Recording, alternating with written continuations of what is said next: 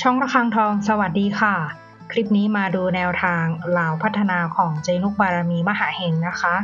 ฉบับนี้เป็นแนวทางประจำวันที่18พฤษภาคม2568ค่ะแนวทางลาวพัฒนาวันนี้นะคะเจให้เด่นที่9ฟันที่9ค่ะ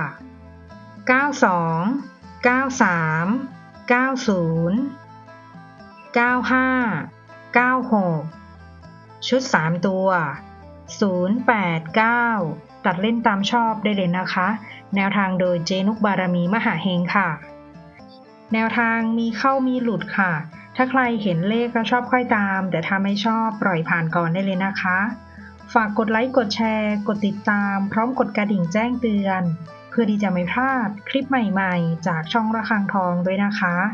ขอบพระคุณทุกท่านที่เข้ามารับชมค่ะ